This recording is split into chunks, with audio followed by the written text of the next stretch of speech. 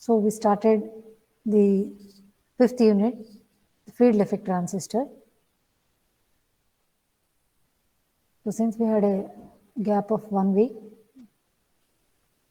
we will quickly recollect what we discussed in the previous class.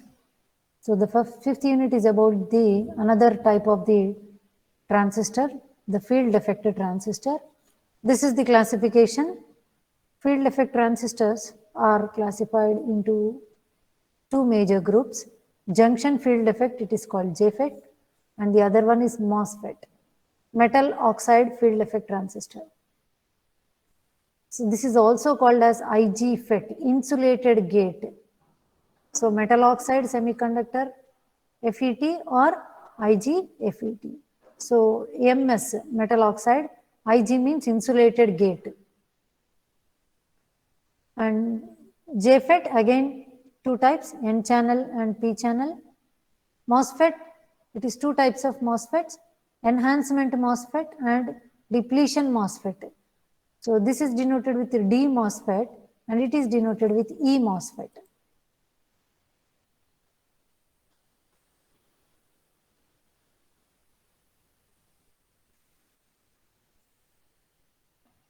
So E MOSFET, again two types, N channel E MOSFET and P channel E MOSFET. D MOSFET, which is called depletion, D stands for N channel D MOSFET, P channel D MOSFET. So these are the classifications among FETs. So we have the very first FET, junction field effect transistor. The junction field effect transistor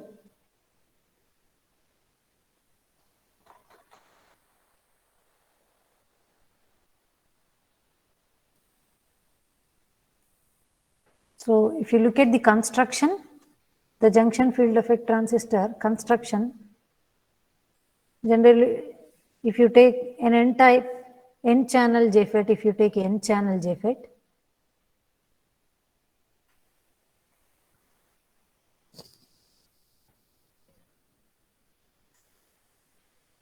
so N-channel means we'll take an N-type semiconductor bar.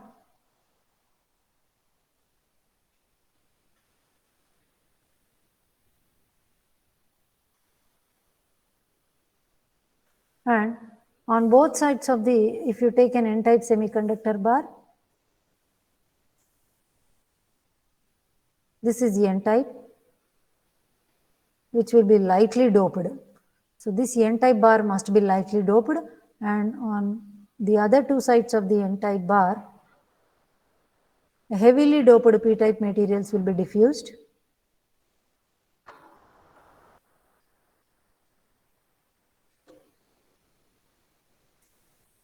So N-type is lightly doped and P-types are heavily doped. So whenever a PN junction is formed, this is the junction. So there exist two junctions.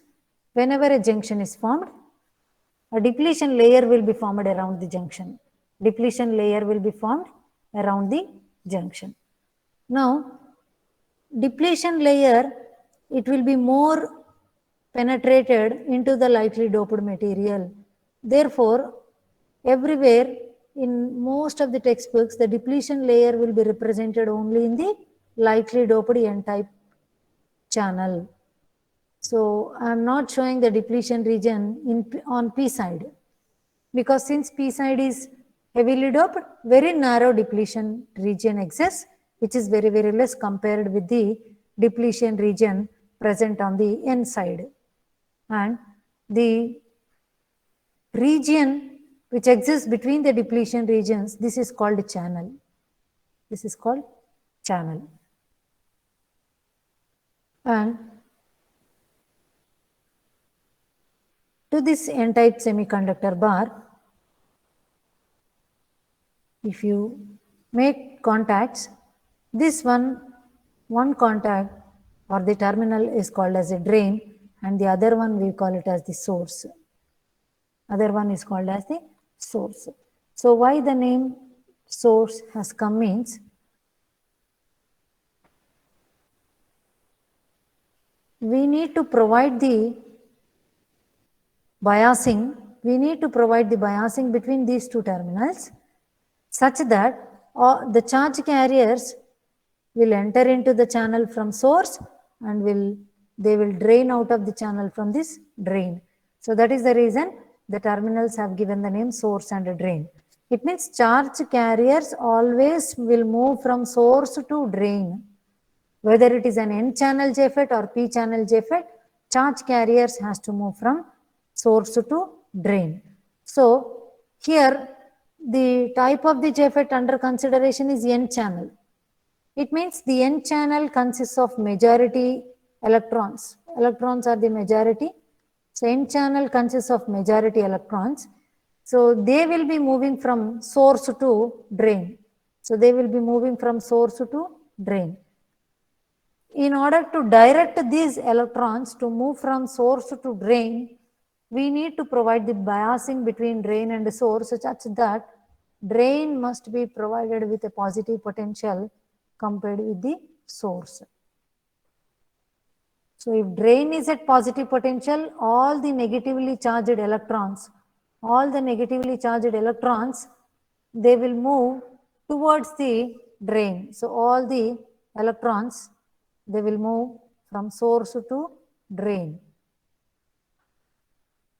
So this potential is denoted with VDS.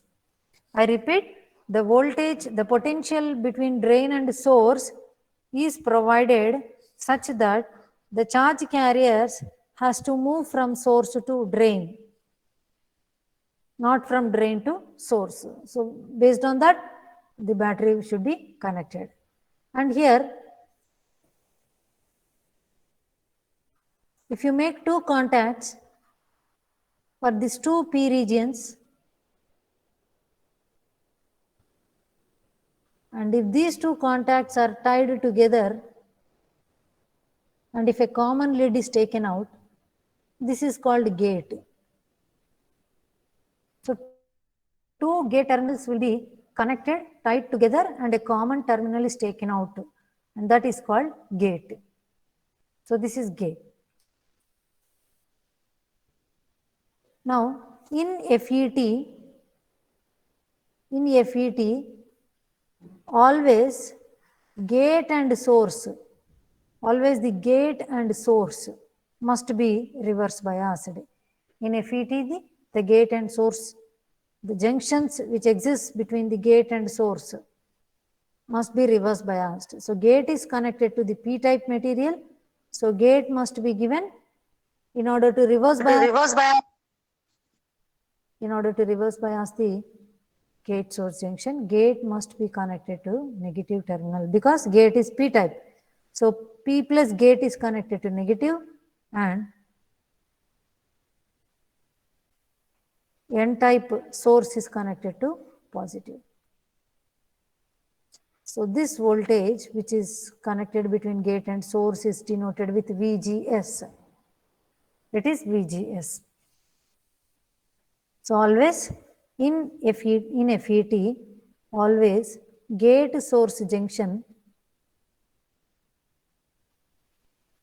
must be reverse biased. Must be reverse biased.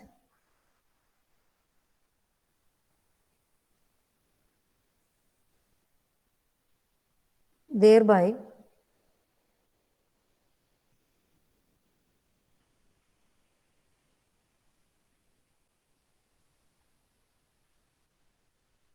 high input impedance, thereby achieving high input impedance.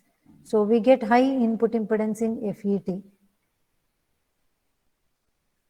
So gate and source is always reverse biased.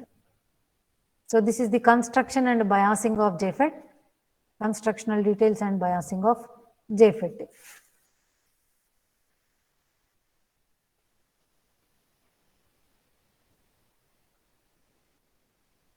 So this is completed. This is the symbol of Jfit. This represents, this solid line represents the channel which exists between the drain and source, and an arrow mark is represented on the gate terminal. This arrow mark indicates that the arrow mark indicated on the gate represents the direction of the current flow when gate source junction is forward biased. When gate source junction is forward biased. So P plus gate.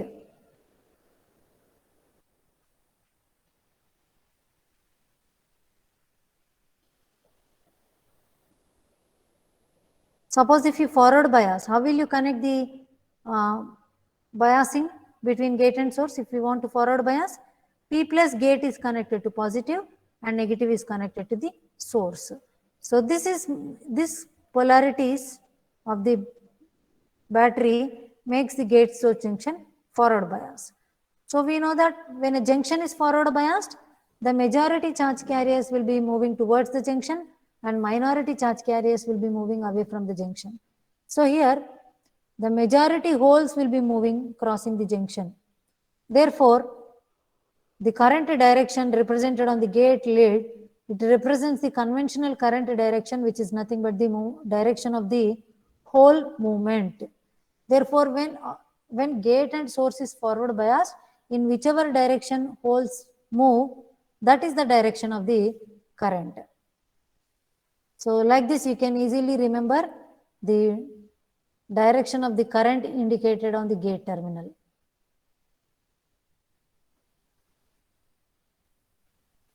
Otherwise, gate and source is always reverse biased. And we have seen the differences between Jfit and Jfit, few differences. We have written the differences. Now we will straight away look into the operation of Jfit.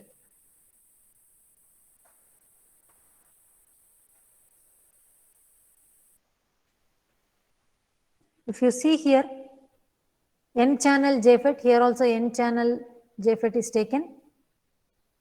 So in N-channel, the majority electrons in the N-channel, they will be moving from source to drain. See here, this is the direction from source to drain, and the current direction will be like this. This is the direction of the current. Always the current direction is same as the direction of hole movement, which is opposite to the direction of the electron movement. So this is the drain current. Direction of the drain current will be into the drain, whereas electrons will be flowing in this direction.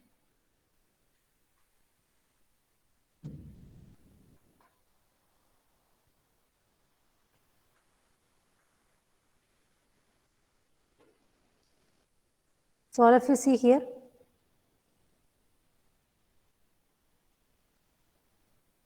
this is the depletion region formed around the PN junctions. Now here in Jfit,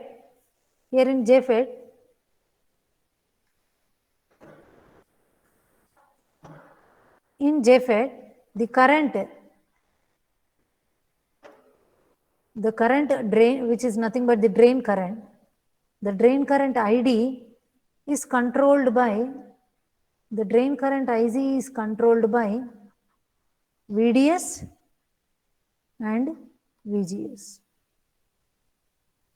So that is the voltage with the biasing voltage which is given between drain and source is VDS, and the biasing voltage which is given between gate and source is VGS. So these are the two voltages which are responsible for the flow of drain current. So drain current is mainly controlled by these two voltages. Therefore, we can write that drain current ID, it is a function of VDS and VGS. VDS and VGS.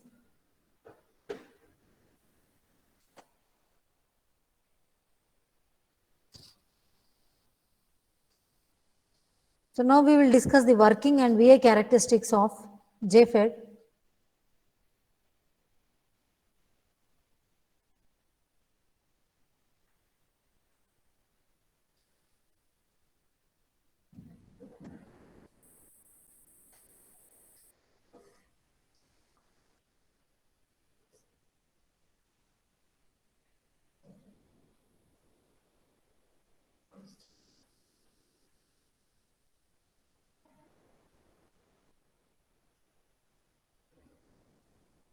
So see here, it is clearly given in these diagrams.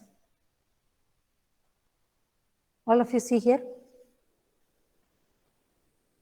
When VDS is very small positive voltage, is a small positive voltage,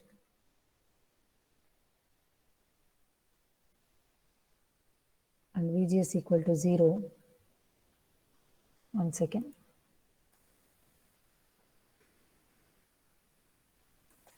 So first case,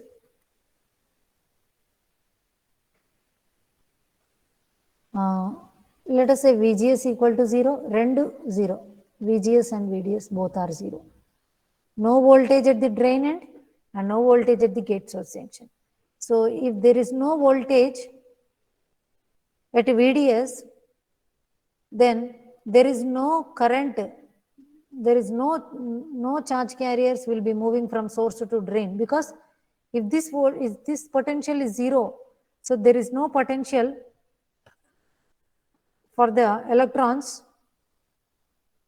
to move from source to drain. So current is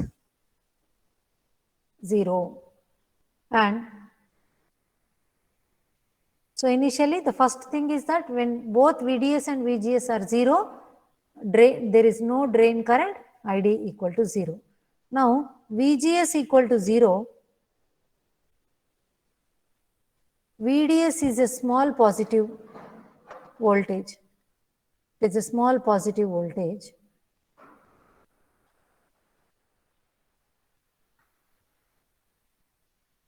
Now what will happen? Because of this small positive voltage here,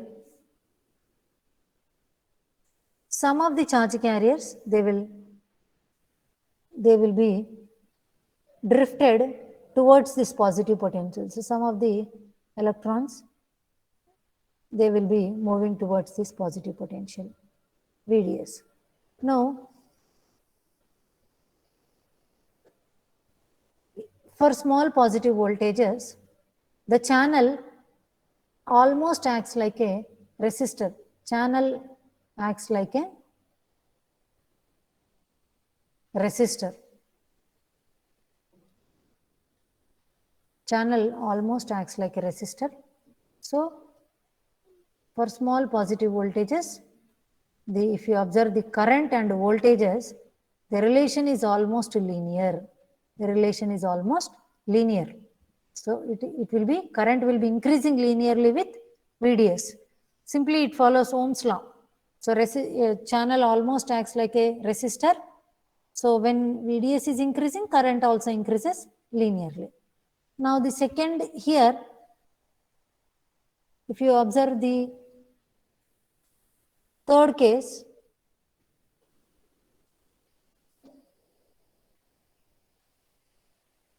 VDS is small only, but externally we have given some negative voltage. Externally we have given some negative voltage to the gate. So we have given negative voltage to the gate. If you give a negative voltage to the gate, will it become forward biased or reverse bias? Reverse bias. Reverse bias. Because N channel gate will be P plus, and this gate, if it is connected to the negative and positive if you connected to the source, then it makes the gate source, the junction around gate source, reverse biased.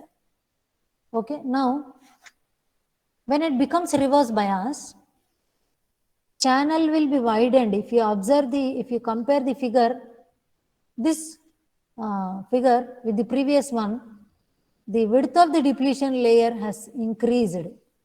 So compare this figure A, in B, the width of the depletion region has widened. So when this reverse bias voltage on the gate is increased, the width of the depletion region has widened, and if you observe, the channel width has got reduced. If you observe, the width of, this is the channel, right? This is the channel. So channel width has now got reduced. So here, when you start increasing the reverse bias voltage on the gate, the channel resistance starts increasing. Channel resistance increases. So channel resistance increases.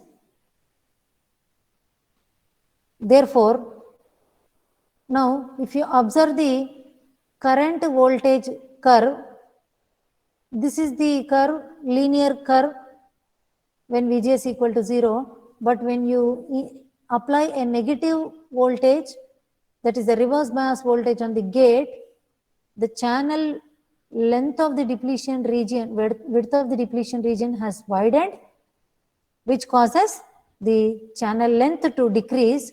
So therefore, channel resistance increases. So if channel resistance increases, then if you remember, resistance is inversely proportional to the slope of the characteristic curve. So resistance is inversely proportional to the slope of the characteristic curve. So if resistance increases, resistance is increasing means number of charge carriers per unit time, rate of charge carriers flow decreases. Here, more charge carriers will be allowed, more number of charge carriers will be allowed over an interval of time. Whereas here, less number of charge carriers will be allowed. Rate, I am not talking about the number of charge carriers, rate of flow, number of charge carriers per unit time. So that rate of flow starts decreasing. I repeat, if you observe the first figure, when there is no gate source voltage, VGS, when VGS is 0, when VGS is 0 and with a small positive potential at VDS, charge carrier starts